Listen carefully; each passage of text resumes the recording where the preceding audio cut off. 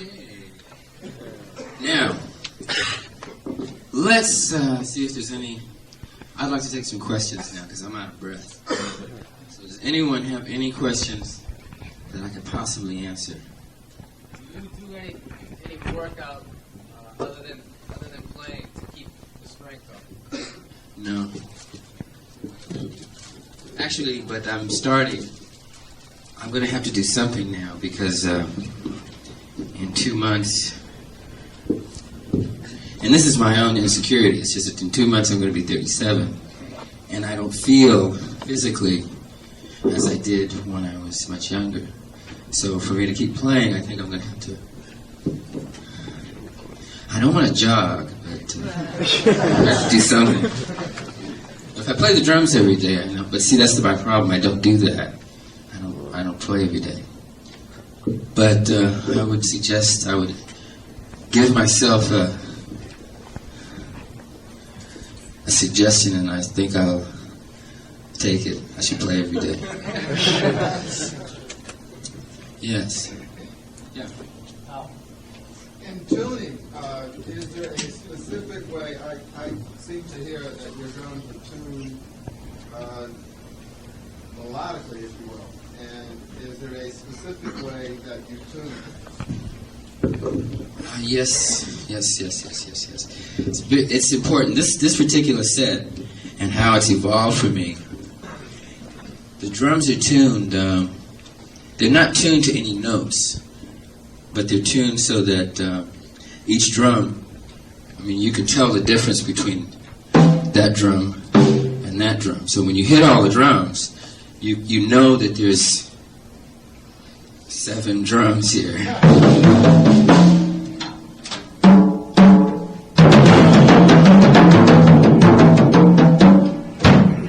You know, so there's a separation between them.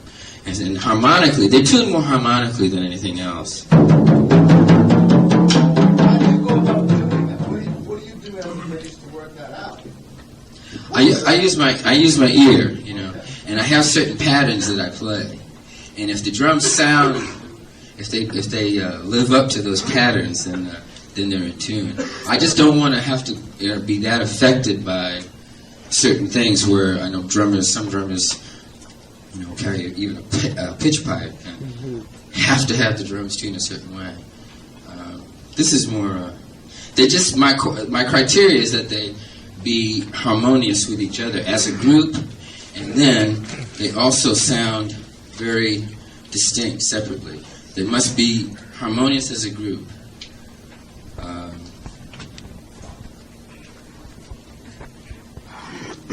But there's also the other side of how to tune the drums, you know, to get that sound. Like all my drums have heads on them.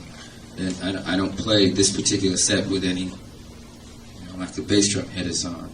And that for me is an advantage because when you play without a front head, see the drums, the way I've got them with the heads on, they're like, when you hit the drum, there's combustion going on. And with the bass drum. And if I take the head off, that combustion is gone. The sound goes out and it doesn't come back. See, I play, the way I play has a lot to do with the bass drum especially, because I get rebound and feedback. I love your bottom, for sure. I love the execution that you have with your bottom and the control that you have with it. And watching you, as a follow-up question, if I might. Sure. As a follow-up question, I particularly like your bottom because your bottom seems to be punching out a lot of stuff that you do to, if you will, follow what's happening with the music. And if you're playing what's happening in the front line of who you're with, your bottom seems... This is not a follow-up question. Okay, I'm sorry, I'm only teasing. Yeah. Okay, I'll stop there. Great, thank you. Yes. Going back a number of years, how did it feel to work with Miles in the cast when you were like in your teens? Oh, it felt great. It was tremendous. Because when I left Boston, it was, it felt like the right thing to happen. You know? It didn't seem like anything out of place to be with You them. know when you left Boston? New York. Yeah.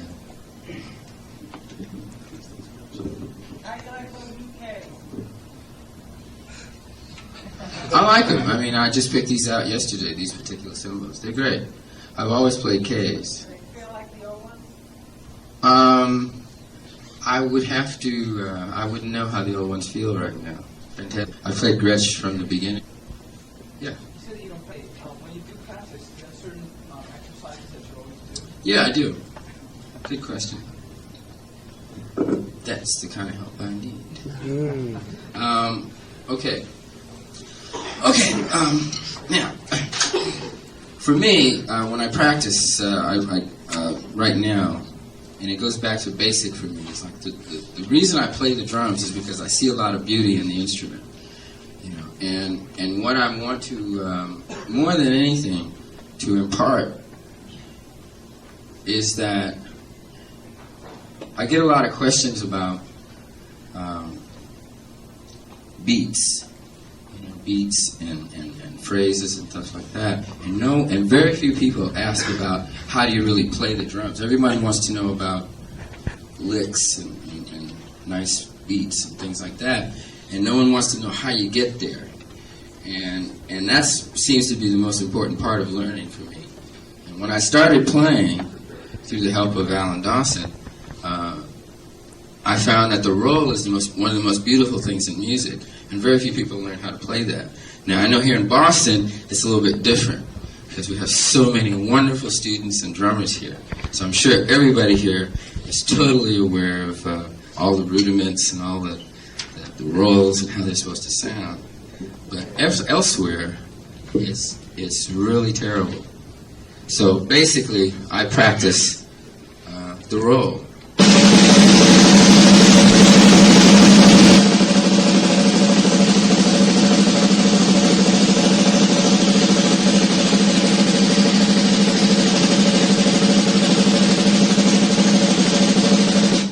What I practice and how I practice it. How I practice is just, I feel, is as important as anything, because I have a system of playing where everything is even. The sticks come up the same height. The hands are always the same height. The arms are always the same place, you know, relative to each other, so that there's not a lot keeping me from playing the drums. I don't know if this is making any sense, but that's what I practice. I practice how to keep everything even. Yeah. You say you like to get things even and up. Aha, good question. Okay, traditional grip. Because I see, you know, there is a concept which I don't subscribe to, which says, well, if this hand is this hand and this hand is this hand, why aren't we able to do everything the same on both sides? Guys, you know, I mean, that's great. Let me explain this right. See, I enjoy the fact that I have a right side and I have a left side. And making those two work together to make music is more important to me than this side appearing to be separate from this side. And the people that I've seen that play exclusively match grip for everything.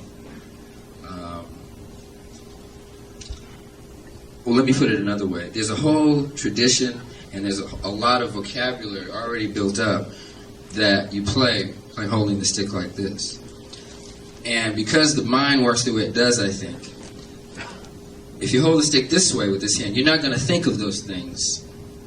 Do you understand what I'm saying?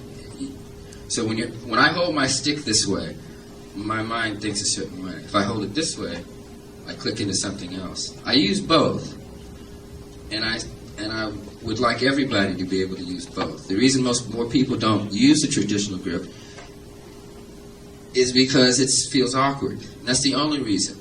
A lot of people say, "Well, you don't need it," you know. But I think that's a cop out. I think the more you know how to play, the better you are. And I know I'm not playing a lot right now. Maybe a lot of people came to see the drummer play, but the talking and the words and the explanations are are also important. So if you want me to play, I'll play. If you want me to sing. Yeah. Can you give me your opinion about comparing both grips? I mean, the advantages you see in match or Yeah. The match grip, you know, is, for me, I use it when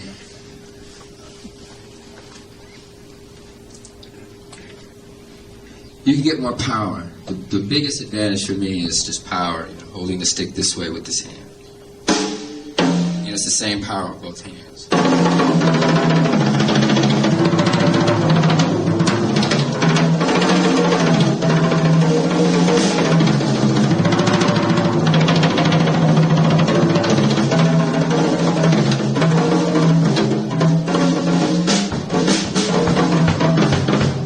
Now the other grip, the traditional grip,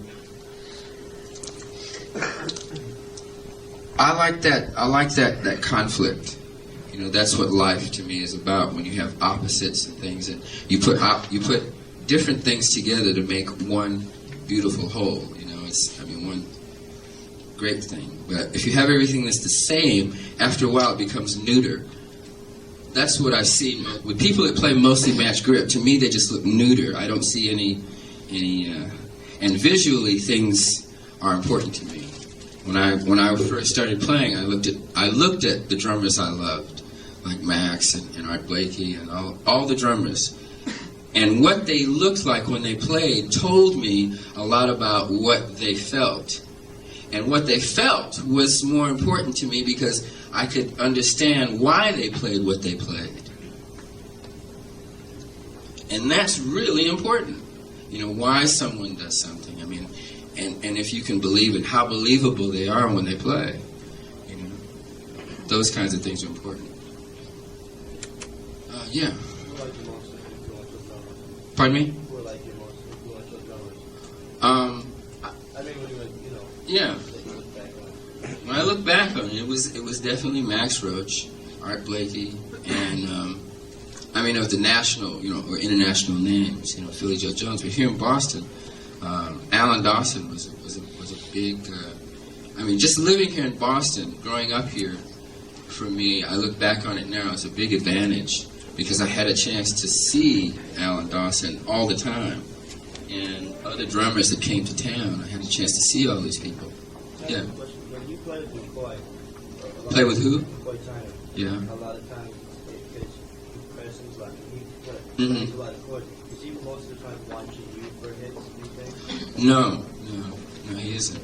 You watch yours just looking at No, actually, he and I have a hard time playing together. Yeah. I always feel like I'm getting in his way, so it's never been really pleasant playing with him, and I have to do it more to find out why. What about playing with Cecil? Cecil Taylor is a lot easier for me to play with. And Herbie's easy. Oh yeah, Herbie's tremendously easy to play with. Why do you think you're getting in McCoy's way? Because McCoy plays more solo piano player than most people. He plays everything. You know, he plays a certain thing, and I always feel like I have to play like Elvin Jones to play with McCoy. You know, and I would do that. It's just that, you know, I'm trying to find some of their stuff. You know, I try to imitate Elvin, but I'd rather not try to do that. You know, so I always take the burden, the weight, and do I like?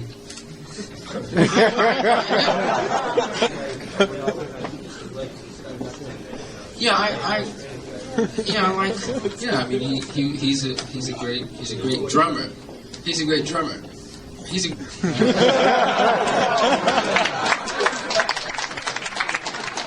mean, because there are a lot of. No, I know what you're asking. You know? And that's a good question because, like I say, I keep going back to when people come and like I've given lessons over the years. And no one ever asks certain things, and that really bothers me. Everyone wants to know about polyrhythms and this and that, but no one wants to know how to sit down and play the drums, you know. And I look, and these guys have got cymbals up here, and they've got drums over here, and they're not even playing them, you know. So, I mean, that's what I mean. Buddy Rich is a good drummer because he's part of this tradition, you know. And I really, there's a lot of things that a lot of guys have given us. And it's and no one seems to want it. It's as if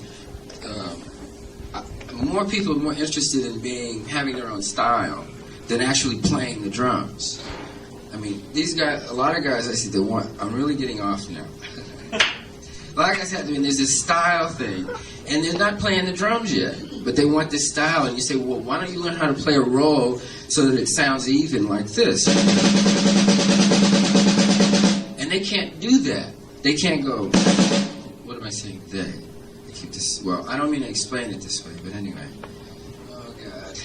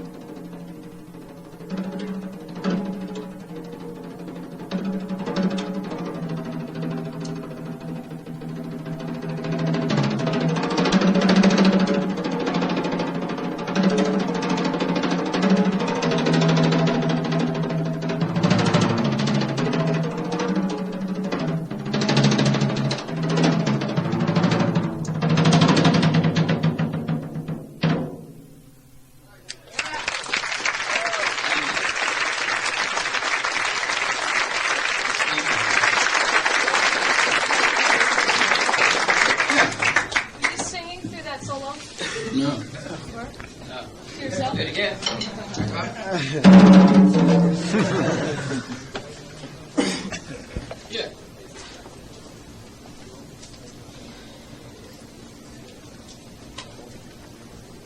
Pardon me? I can hear you. Yeah. Right hand or left hand? Like this? Or what about now? Oh, this? Oh, you mean like this as opposed to this way? Yeah, I heard that. Very rarely, yeah, I heard. Yeah, you're right. I never thought like this. I don't.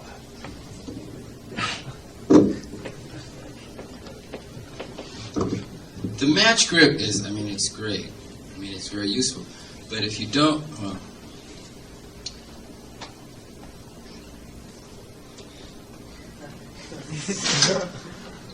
the match grip is, it's all, I mean, I see a big advantage in learning how to play this way.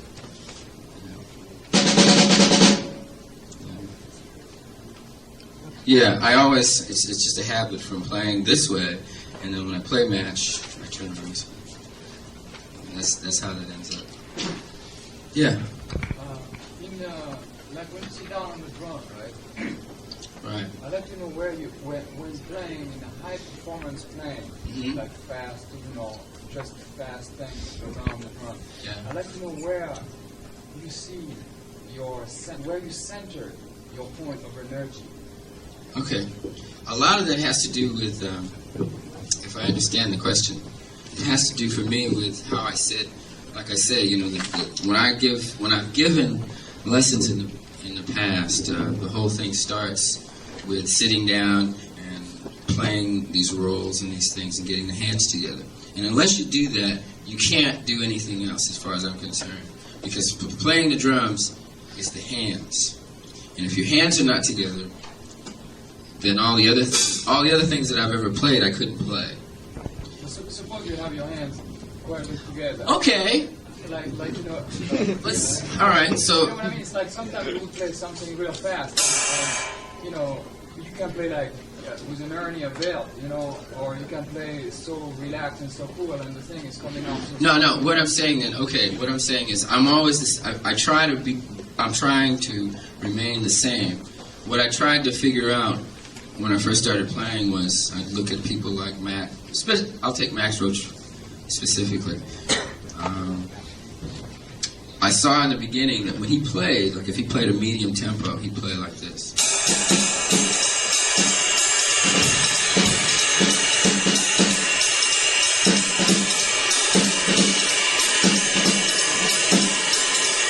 But when he played a fast tempo, he'd play like this.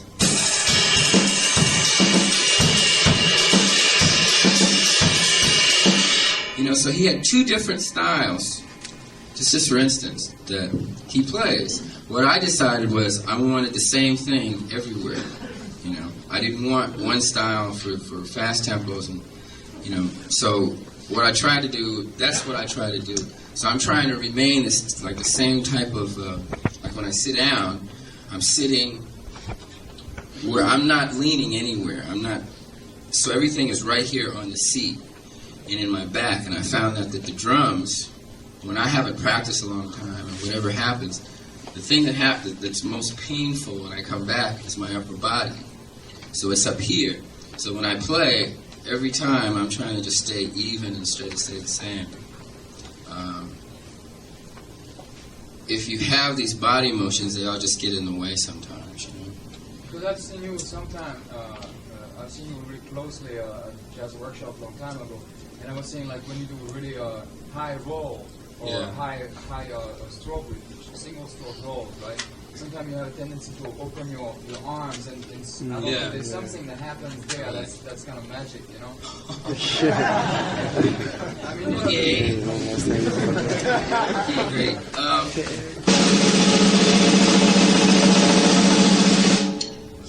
That's because you could from practicing the simplest things. What I'm saying, like even the time on the cymbal, I used to spend days just doing nothing but just the cymbal.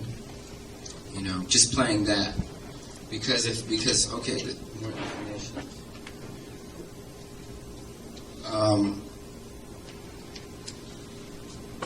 playing even plays a big part in how I sound. Because I can play a number of things at one volume like this. I'll give you an example.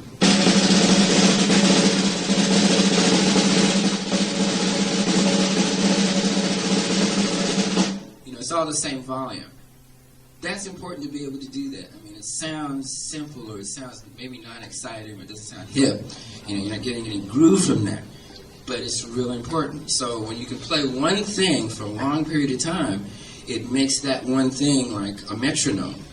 It makes the reason I play the way I play, the reason I raise my stick up, is because this has become the metronome. So everything else, people ask, how do you play polyrhythms?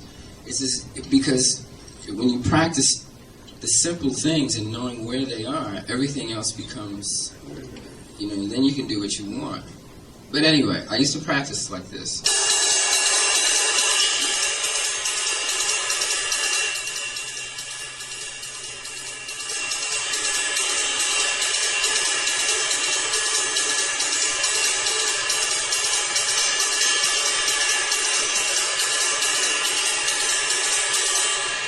And I do that for long periods of time. Just that. So that, and what I did was, it's almost like chanting or meditation. You sit there, and all of a sudden, you keep I would keep doing this, and all this music, I just start hearing all this music.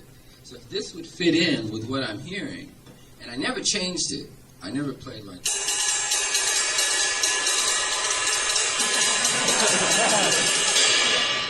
I don't play like that. So it's just because the music is there. You don't have to play music. I don't mean that. So if I can get a good feeling from doing that, I'm doing myself a bigger favor than if I spend all day going, that kind of doesn't, I could do that for days. It's like, okay, when I first heard Elvin Jones, he plays a certain style, and it's magnificent. It's built off of triplets, and he does it a certain way. And a lot of guys at the time, this was like 57, 58, and everyone was listening to Elvin, and they were doing all these triplets. And you could decide from everyone that was around you that, okay, triplets, you could do triplets from here until eternity and figure out how many ways can I do triplets. You can do it all millions and millions of ways. Do you want to spend your life doing that? Do you want to spend your life proving that this side is independent from this side? It depends on what you want to do, with the drums. I'm getting off on all these other things, but I haven't done this in a long time. I've got all these beautiful people here, and I want to say all these things to everybody, so. Thank you. Yeah, go ahead. You seem to have a very proper purpose. You can play it many times in our life. You talk about watching drummers play. Uh-huh. You really get off on watching your feet, watching your hands work together. And do you feel that that creates a sound? That is your sound. The way you look is also the way you sound. You know what I'm saying? Like playing traditional thing, that gives you a different sound. Yeah, most of the guys, like I say, it's probably me and my prejudice, and I'm willing to how you say it? Yeah, I really think that most people that I've seen that play totally matched grip and have this thing with it where both sides and trying to get this illusion that, I don't hear anything from them. They look really unusual, but then after a while, there's nothing happening. I just sit there and I look at them. And so, but that's probably, like I say, I'm willing to accept that that's my own bias, and I've got a vested interest in this whole thing. I've got. Like your bass. Huh? Like, take another example. Like your bass Yeah. very properly. In my opinion. I do. Yeah. How do you mean? What do you mean? Properly? Heel down most of the time. No, yeah, but I play it. Yeah. Okay. Go ahead. You know what I mean? Okay. People know you for your bass drum, which I think a lot of people do say that. Okay. And like your cymbal thing, like you seem to use like a lot more wrist and high tempo than a lot of Right. people do. Okay, and that seems to be part of your sound too, like a very Exactly. thick, syrupy.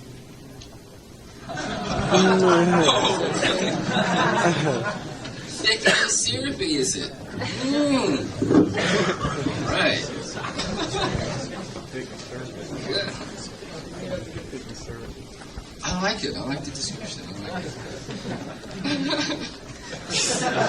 So, I mean, you say all that to say what? What do you mean?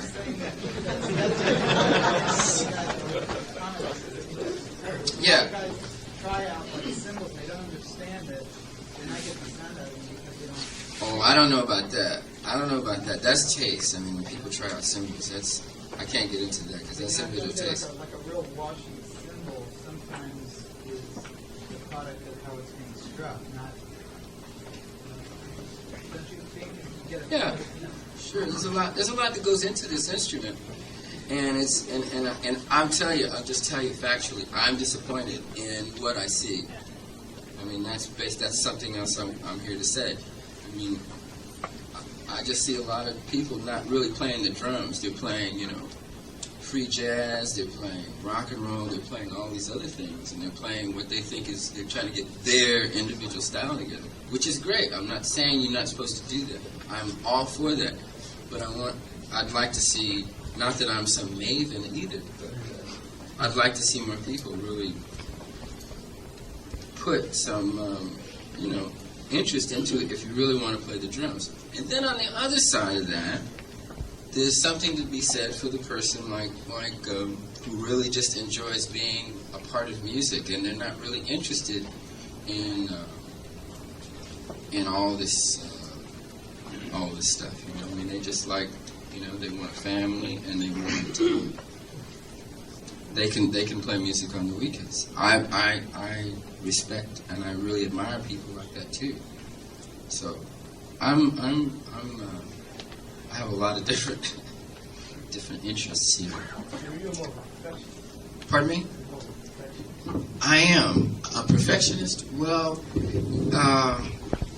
in a sense, you could say that, but I'm not, because I don't mind making mistakes. I mean, I like playing the drum. What I am is someone who looked out and saw all these things in music, and I wanted to participate, and I saw that I could do it best on the drums. So if I'm going to do it best on the drums, I wanted to be as good as everybody. And the way to do that, there was a certain way to do that. A certain way to practice, a certain way to sit, certain people to listen to, and I tried to play exactly like them. I played for a number of years as close to Max Roach as I could, then as close to Art Blakey, then as close to Philly Joe, and as close to Elvin and Rahames and Louis Hayes and Max Humphreys and numerous people, because I wanted to play the drums as well as I could. And, it's important, even though those people aren't around now. A lot of them aren't. Yeah. A stagnated period, as if you do. Pardon me?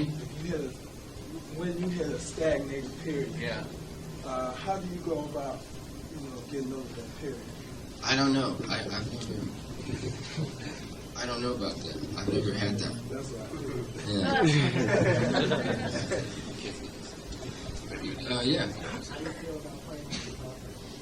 Oh, great. I like playing with everybody. The only people I have a hard time with are flute players. The flute is such a high, wispy instrument. When you play drums, and you need a mic and you can't hear them. I've always had trouble with flutes. Guitar is no problem. Yeah. Red. Yes, you. What's the longest you've ever gone without playing drums? Without playing drums? Maybe a year and a half. What were you doing? I sat around and watched TV. Got fat, and hung out. I do that a lot now, actually. That's my biggest problem. It's like it's either TV or driving my car. I have 2 cars. I have a BMW 530i and a Ferrari 308.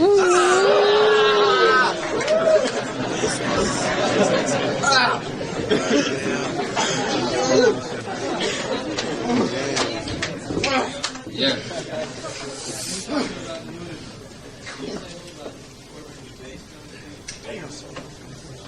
Okay, I've never done that. I mean, I've seen where, no, I really couldn't because I never did that. I know you play paradiddles with your feet and things like that,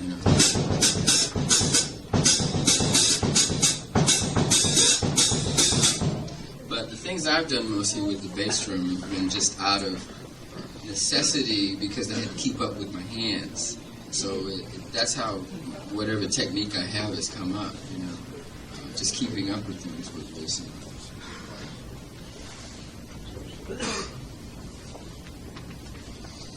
But yeah, I couldn't really. Is that what you mean? Yeah. Right. Yeah. Well. Okay. Yeah. Anybody? What were some of the rock drummers that you listen to and enjoy? Oh, I know you.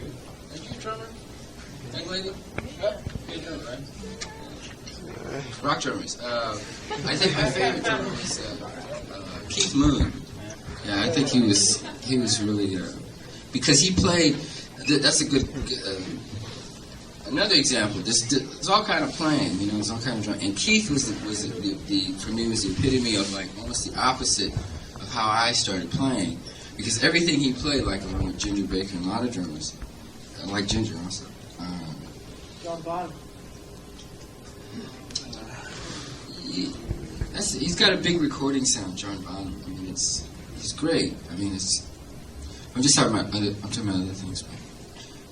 And Keith Moon played everything with. He played flat out drums all the time. See, and that meant that there was no, like me. Like I'll pick and choose times when the bass drum plays. Like the bass drum never plays at the same time as anything else when I play.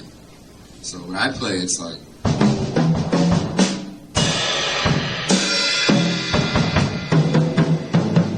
That, Keith Moon played like that. And it was flat out all the time, and it was great. I mean, it's like drum. If you play a roll, and why you play, what I mean is the difference between playing a roll like this with the bass drum or playing without it, And it's two different drum styles. Like that. I like Keith Moon a lot. I like Mitch Mitchell a lot. I'm thinking about a lot from a time ago. Those are the people that come to mind mostly. Ginger. Yes? You were talking about a lot of freeform drummers that, this freeform music that you don't like because they play other instruments. This is a question I was going to ask you. I didn't say that. Okay. What do you think of a guy like John Moye or Jack Disnelli or Steve McCall? And one other question, why do you like the Beatles so much? I've read articles and you always talk about you grew up with the Beatles. Yeah. And you had a Beatles poster at the same time you were playing Mom Days. Yeah. They made a shocking thing out of that in magazine, but they always put down jazz drummers too, especially what's his name? The drummer with the Beatles. Ringo He Starr. came to Ginger Baker, they always put down jazz drummers. Well, no, okay. The first part, okay, I'll tell you, the Beatles was because the songs, not because of the way they played or anything. I mean, it was the songs. I mean, what else was there?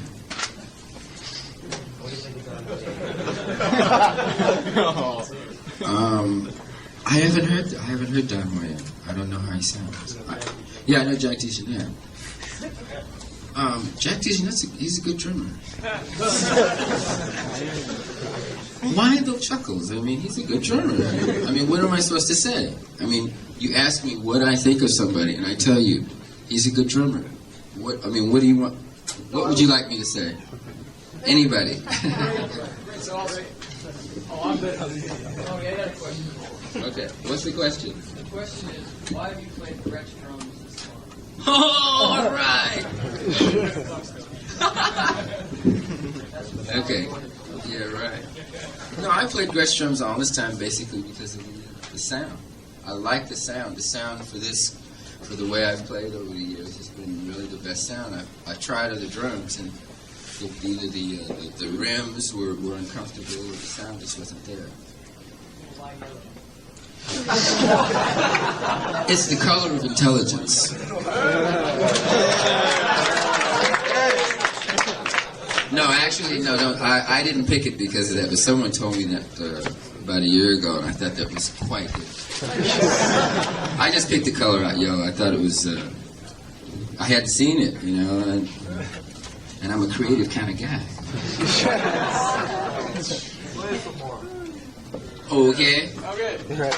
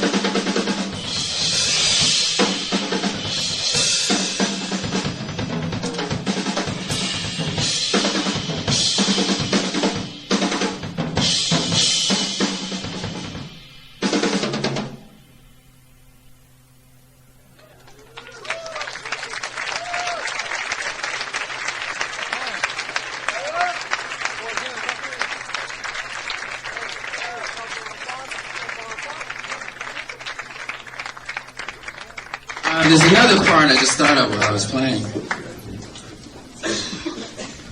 Practicing things like, if you play a drum solo, being able, how long you can play without using the bass drum.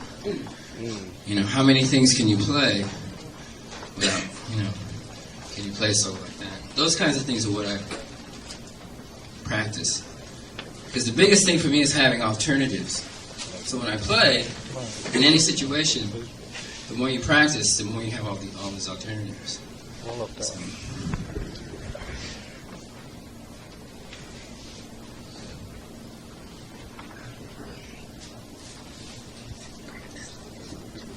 I have some notes here.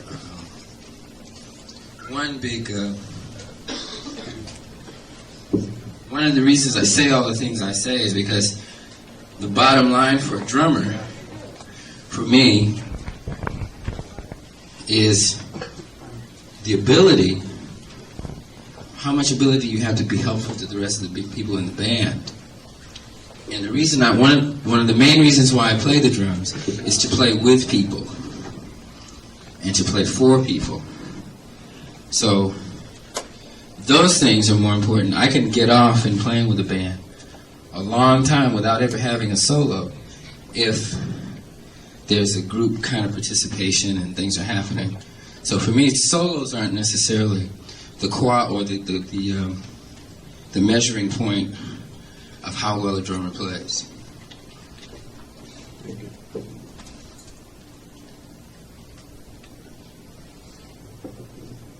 Yeah. I'd like to know how you draw the line between playing too much and not playing enough. Aha! I don't know. That's hard. What's your judgment? How do you judge when you play?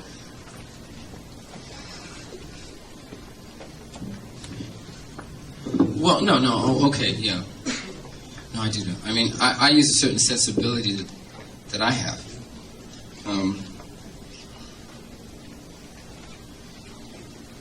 That's where another important area comes in, listening. If you can listen to yourself, like an example, when I got my first tape recorder, and I played all the things I had been playing, and I listened back to it, I could hear, that when I got to this particular phrase, that isn't what I thought I was playing. Listening is very important. So when you can listen to what you play, the reason I play the way I play is because I'm listening to what I'm playing every minute. I'm just playing. So when I make a mistake, you can turn that into music too. If you don't hear your mistakes, I mean, that's part of life, being able to know your mistakes and then use them. I mean, it's a cliche, but that's what's important, listening. So listening to yourself will tell you whether you're playing too much or too little, and you have to listen to each person you're playing with. Each bass player is different. Each piano player, it depends on who you're playing with. Because sometimes I listen to myself and I think maybe I'm not playing enough, and then I'll listen to you on whatever to the situation, and it might be the same tune or something. There'll be a lot more stuff there. Yeah, but you got to remember who you're playing with. It's not the tune; it's the people. In that situation, it's the people you're playing feedback and everything, and what the bass player will allow you to do. If you're playing with a sad bass player, you got to hold him together. You got more on your shoulders. You can't. Yeah, it's. What do you think about listening to a recording to do with Miles? Like, what do you think when you listen to yourself? I don't. You don't like? I don't listen to them. I mean, I'll hear them in passing, but I don't go. Do you like them? It depends if. Yeah, I like them. I mean, I like the records because the records are great. I mean, it's some records I don't like. Like I don't like 4 and More, and I don't like because to me on those records I sound everything is staccato. Like I'm going. Everything that I play is digga, and it was probably, and it was just probably a stage of that I was going, when I played, but I didn't like that sound. Some of the records I like are ESP, I like 7 Steps to Heaven. Yeah. I like Feel the Kilimanjaro of Miles' records. Those 3 I think are my favorites. No, I don't know. I mean, not for me. I mean, for everybody who's playing, it's great. Don't get me wrong. I'm just talking about if you asking me what records I would put on at home of any of those records, if I were going to put any of them on, which, then it would be those. No. No, I don't. Last time performed by another artist. I think it was Human League. Human League. Yeah. Time and money and availability were no object. You were going to hand pick a rhythm section to play with you. Who would you? Oh, yeah? Yeah. If I were going to pick a rhythm section? No, if you're going to pick a band. A band?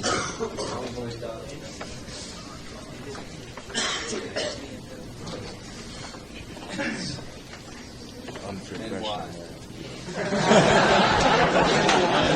Who? Oh, and why? Okay. I can't. You were talking before about not being, driving with McCoy that easily. It must be a bass player that you think, these guys. Must be a bass player. Well, I would imagine there's one guy that really drives the closest with the Yeah. Actually, to tell you the truth, sitting here right now, no, I couldn't do that right now. I couldn't pick a bass player because that's the problem too. I mean, I don't find a lot of that's the biggest problem for me is bass players because some of my best friends have been bass players, and the drummer and the bass player always have been close. From when I was a kid, I always hung out with the bass player, the drummer's the bass player, right?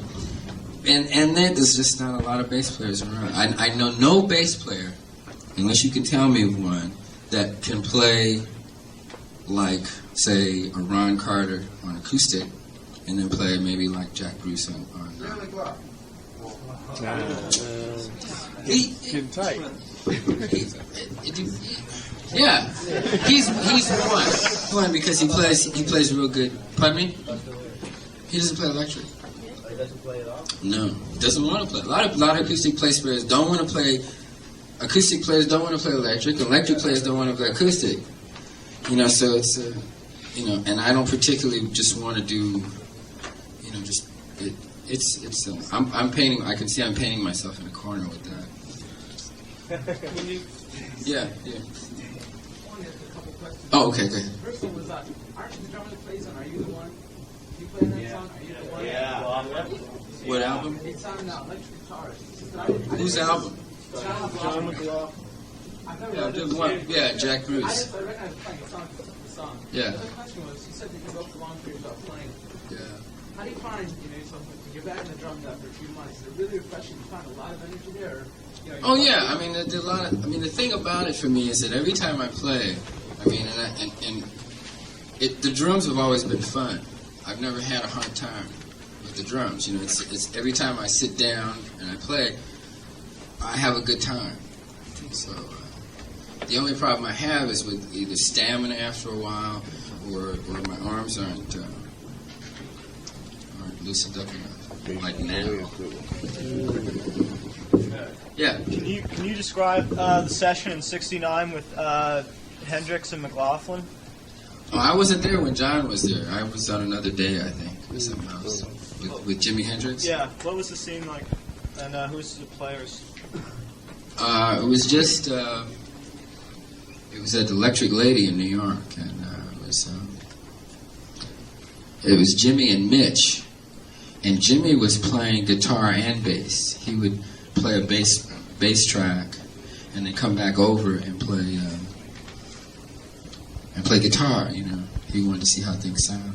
So we were just there, it was just the three of us, 2 drummers and Jimmy. That was the scene. That was basically it. It wasn't like a concert or anything. Also, the album, I bought an album with an import with Larry Young and Jack Bruce and John McLaughlin. And, oh, yeah. Yeah. Was that recorded poorly or in a...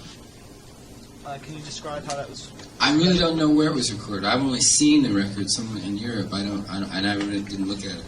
So it was probably recorded in It's probably a composite of the albums I did on Polydor, I think. Could be, I'm not sure. Yeah. Yeah, go ahead. Yeah, Tony, when you practice either by yourself or with a group or a gig or an album, do you read music or do you write music for yourself? It depends. I mean, if someone has music to read, I read it. If they want me to read it.